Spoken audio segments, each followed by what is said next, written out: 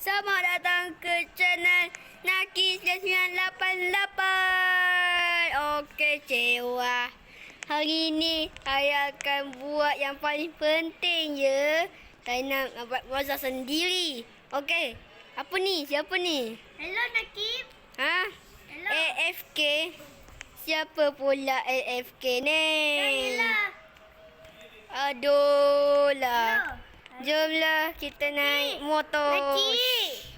Jadinya jom. Apa saja ada polis tu. Jomlah kita buat bazar Ramadan.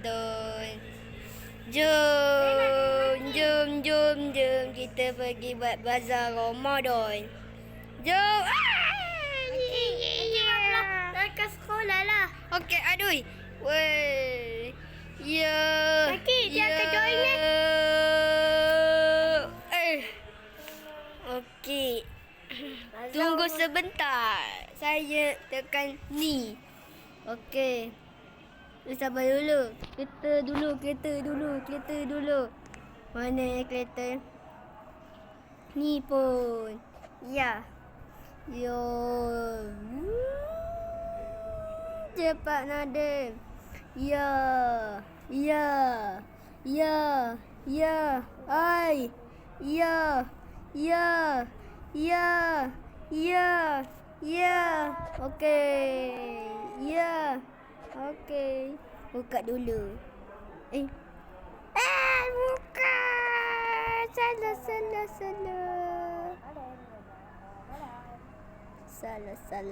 Nakib. Aduh lah, macam mana boleh salah. Nakib. Kenapa ni? Ya, di sini. Itu teman.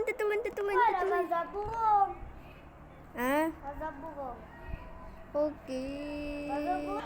Alright, saya dah bina. Okey. Jom kita tulis. Jom. Okey, sudah tulis. Jadinya jom. Wah. Okey. Sudah. Ada orang nak beli ke? Tak adalah, saya rasa. Alamak, saya kena pergi kerja ni. Alamak. Aduh, saya kena pergi pejabat saya. Mana ni kereta polis ni. Nak pakai je lah motor polis. Okey, Nadia buat bazar tau. Okey, jom. Let's go. Sudah pergi kerja. Jom, kita pergi tempat tadi. Jom, let's go. Jom. Tan Nadine dah buat. Okey, jom. Wait. Okey, jom. Let's go. Jom. What? Kereta. Aduh. What?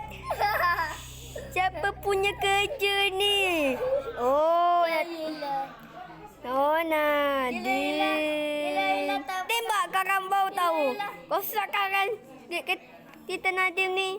Okey, tembak kereta dia. Okeylah guys. So sampai sini saja video kali. Okey, bye-bye.